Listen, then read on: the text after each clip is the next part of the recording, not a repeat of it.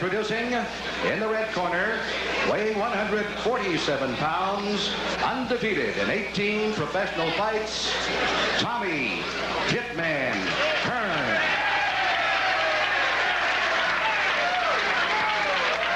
And in the blue corner, weighing in at 149½ pounds, a young man who has fought for the title on 2 occasions.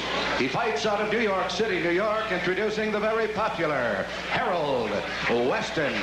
12 rounds of boxing. Dick Enberg with Ken Norton at ringside, live from Las Vegas. Let's listen to the referee's instructions.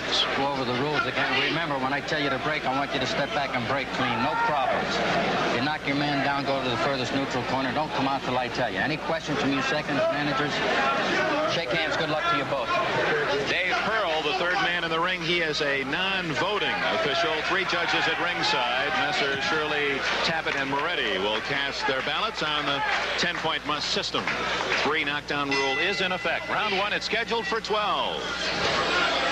Hearns, the taller man in the white trunks, and the veteran Weston in the black trunks. And there's that rapier-like left hand in a hurry, fired by Hearns. Very good jabs, very fast, very hard, and very quick. There we saw a very good counter hook by young Hearns. Hearns is over a half-foot taller than Weston at 6'2". Well, he delivers that jab with authority. That's just not a paw. He's really nailing Weston with that jab. He's shooting it out very well. He's using 2 different jabs already. He's shooting a straight hard jab and he's using a small up jab. And we're going to try to see right now if Harold Weston can make him punch down as he said he wanted to do. But Weston has not gone inside on Hearns yet, and he doesn't want to stay at that jab distance because that's made to order for Hearns.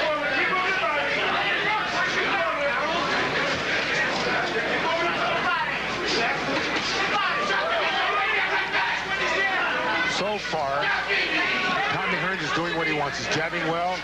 He's leading with the right hand. He's throwing good delayed hooks. He's using a good hook to the body, and he's dictating the action.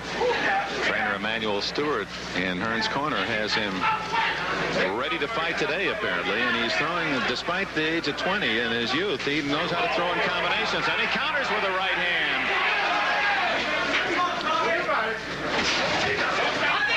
There we saw a very good ploy by young Hearns. To make the man lead, he threw a right hand, came back with a very good hook.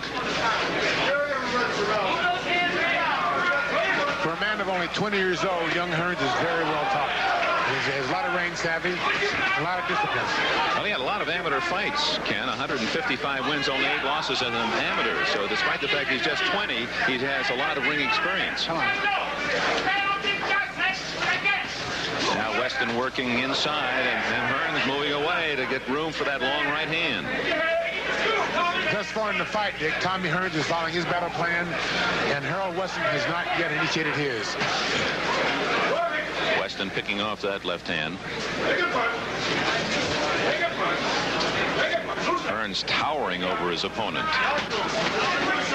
Facially, we get a shot at Thomas Hearns. Reminds you a lot of Bill Cartwright, the All-American center from the University of San Francisco. One other thing that's going to be a factor in this fight, Dick, is the fact that... Right hand, stunned Weston, and he's hurt. Weston is hurt. A volley of right hands by young Hearns.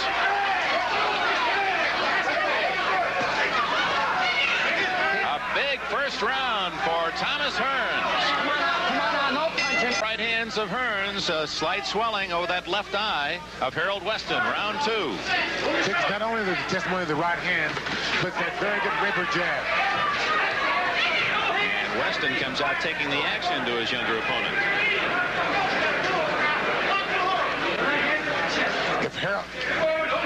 If Harold Weston wants to stay in this fight, he's going to have to get his battle plan working. He's going to have to try to slip the jab, get on the inside, work the body, and try to counter the big shot. If he stays outside, Tommy Hearns of Detroit is going to pick him apart.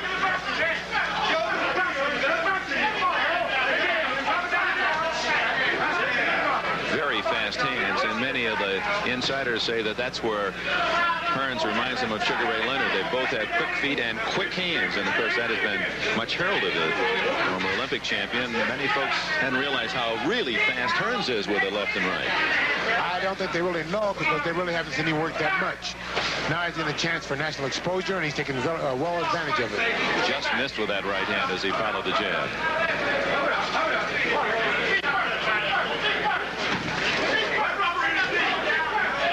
That's something that his corner does not want young Hearns to do, to throw that jab leaping off his feet. You don't want to be, you want it to be down solid where you can follow with something. If you're off your feet, you can only throw one punch.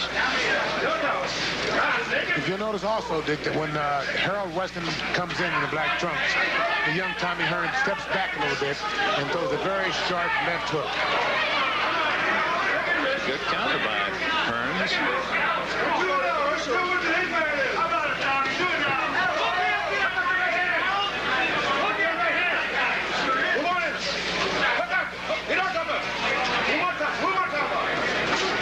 Middle of round two.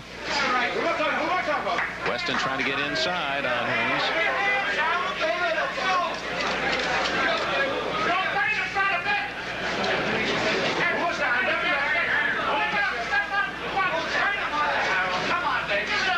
So far, Dick, when young Tommy Hearns throws a very good jab, if he misses the jab, he drops to his right.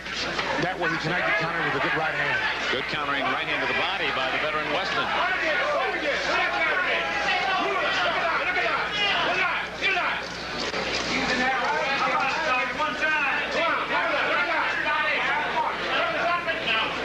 This intimate surrounding at the Dunes Hotel, like inviting these two outstanding fighters into your own basement. 1,500 fans enjoying the action as we come to the end of round two.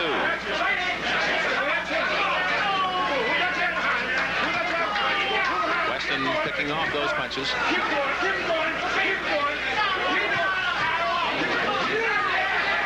three coming up. You're ready for round three. Let's go to the corner of Harold Weston Jr. from New York City. I don't want one of these.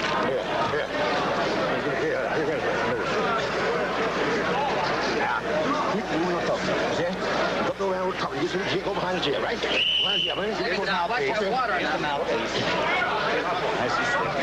Harold Weston Sr. in that corner, along with Bernard Forbes and manager Howard Albert. Thomas Hearns shooting for his 19th consecutive win as a pro. In the white trunks, and Weston at 27, 7 years older in the dark trunks.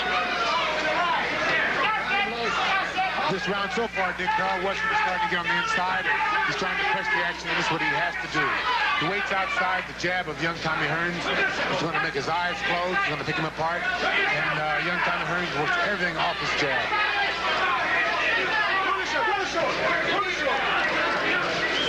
Hearns built like a basketball player, and that's what he likes to do when he's not fighting. That's his favorite sport outside of boxing, that and roller skating. But he says he plays basketball when he's not training in order to keep his legs in shape and keep his hand and eye coordination together. Oh, good left hand. A hook by Hearns, partially caught by the glove of Weston. Boy, Hearns non-stop. He just, like Pepino Cuevas, and Weston knows that feeling, just relentless in his attack.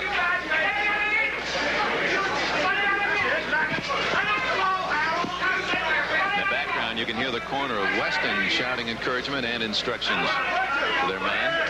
Oh, snappy left hand. Snappy left hand followed by a very good straight snappy right hand. Weston's hoping to force the younger Hearns to go the long distance. This is scheduled for 12. Remember, Hearns has only fought the 10-round distance once, and that was his last fight. A decision in Philadelphia over Alfonso Heyman. Weston, in turn, has gone, well, in his last fight, 15 rounds. 15 plus, he has the range savvy, the experience, and we will see whether the altitude of Las Vegas affects young Tommy Hearns. Weston countering and scoring.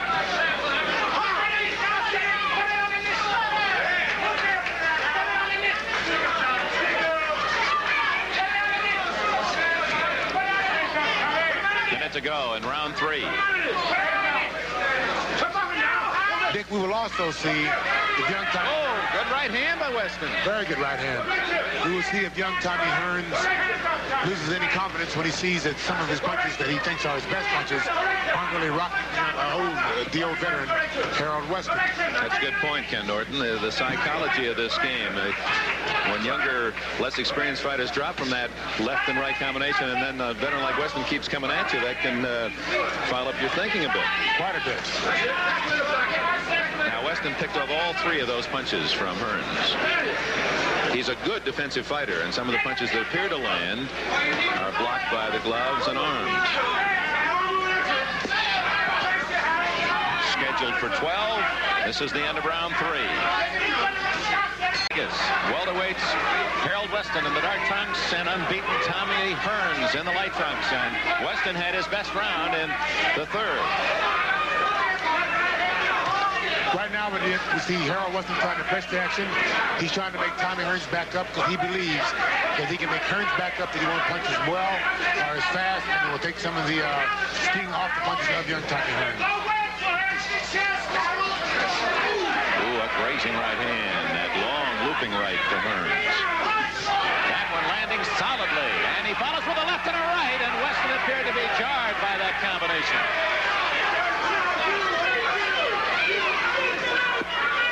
Also, if you notice that the swelling at the left eye of Mr. Weston is getting worse, it's going to impair his vision later on also.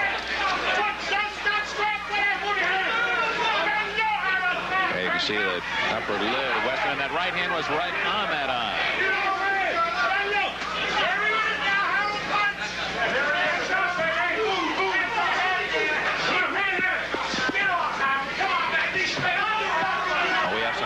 Boxing action for you fans again next Sunday on NBC Sports World. The AAU champ, Tony Tubbs, against the Golden Gloves champ, Marvis Frazier, to see who the top amateur heavyweight is in the United States. And Ken Norton will be there to call it for you from Atlantic City. Boy, that's going to be a dandy. The two top young men. One of those two may well be representing the United States in the Olympics in Moscow. That was just a slip on the wild hand from Weston. And back to that, there's a lot of pressure on young Frazier in that fight coming up. His father will be there, and everyone will be watching to see how he's going to react to his father's advice. That's the Muhammad Ali Club against the Joe Frazier Boxing Club next Sunday on NBC Sports World. Minute to go in round 4. Step back. One of the few times the third man in the ring, Dave Pearl, has had to separate the fighters. Weston scoring inside with a left hand. And a right. And he goes downstairs with the right hand. Good exchange.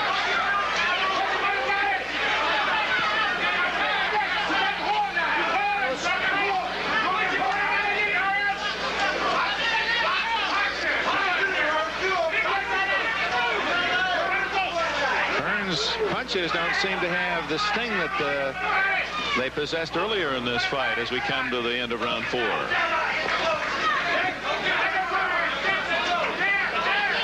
it up. Step back. Step back.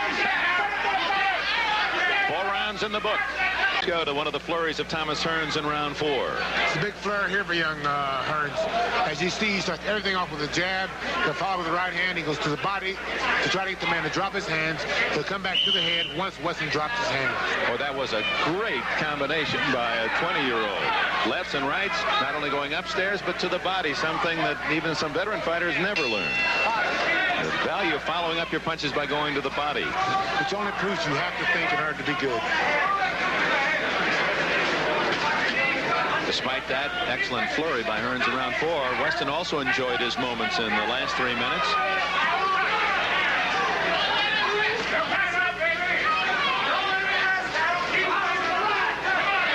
That was a very good counter right hand delivered by young Tommy Hearns.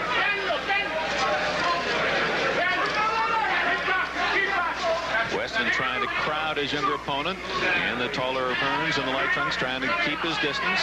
Use that left jab. Good left hand, a spray of perspiration off the head of young Hearns. There's a very small cut in the left eye of Harold Weston right now, Dick.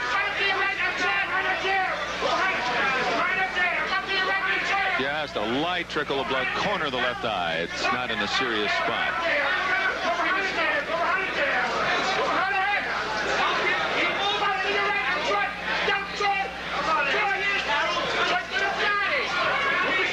You'll notice, Dick, when Harold Weston was pressing the action, going in, firing the punches first, he was doing very well.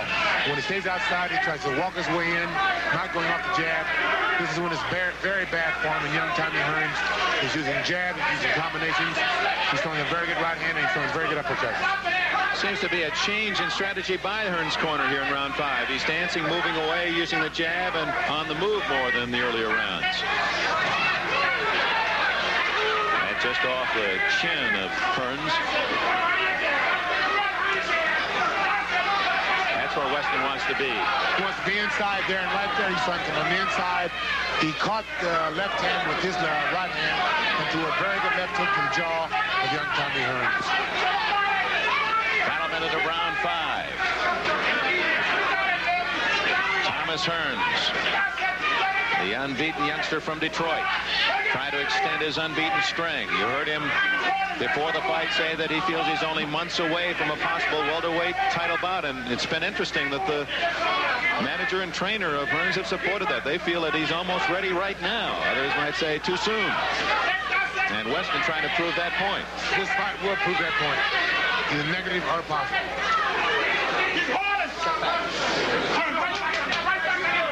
This isn't just another soft hurdle for Hearns to leap over and just run his record to another victory. He has to beat a tough opponent, a clever man, an experienced fighter in Harold Weston.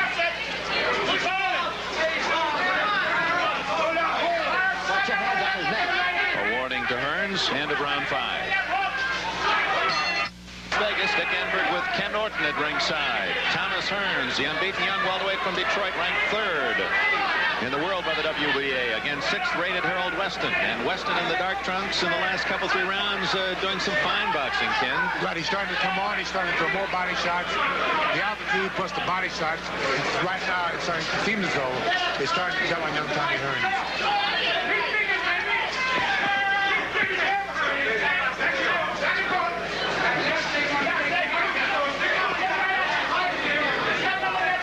Young Tommy Hearns is throwing a jab, Dick, but I feel that the altitude plus the good body shot that Harold Weston's starting to throw now is definitely going to be a telling factor later on in the later rounds of this fight. Well, you fought here. You know the feeling. You just feel like you have no muscles when you get into the late rounds. That's true. Plus, you have to get acclimated.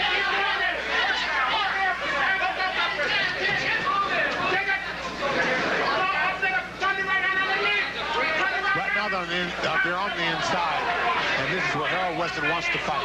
If he can keep the fight on the inside, he feels that he can throw good body punches, and he can initiate the action, and there he can win. Right to the body and then hooking to the head, and he made an interesting comment to you about just that combination. That's true. He said if he finds the body with the right hand, he knows where the head is for the hook. Doesn't have to look. He knows exactly where to find it. Hearns trying to keep him away with a jab. After a brilliant start, Hearns winning rounds 1 and 2. Things have tightened up a bit, and Weston starting to take command of the fight at times. And the farther it goes, it would figure to be to the advantage of the veteran Weston in the dark trunks. Right now, young Tommy Hearns is moving more, and there's not as much sting on his jab. Here again is a point that you shared with us earlier, Ken, that if Weston keeps Hearns backing away, he doesn't feel that Hearns can be as powerful. Cannot be as effective. He feels that it will take part of the power out of his punches, and he's a bit off balance moving backwards. It's been a good round for Weston.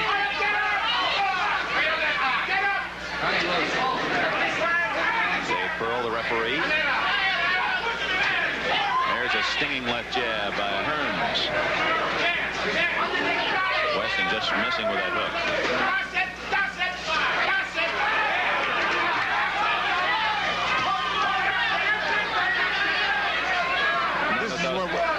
This is where Harold Weston wants to be. He wants to be on the inside where he can go to the body, counter back to the head, and he wants to make the man fight more. Halfway mark. 6 rounds, 12 rounds scheduled. Between the rounds intermission, the fight has been stopped. And the celebration in the corner of young Thomas Hearns as Harold Weston unable to answer the bell prior to round 7. And we'll get the story from Harold. Apparently has something to do with the eye. I'm going to get up to ringside and find out what that story is. So the winner, and he's now unbeaten through 19, is Thomas Hearns of Detroit, Michigan.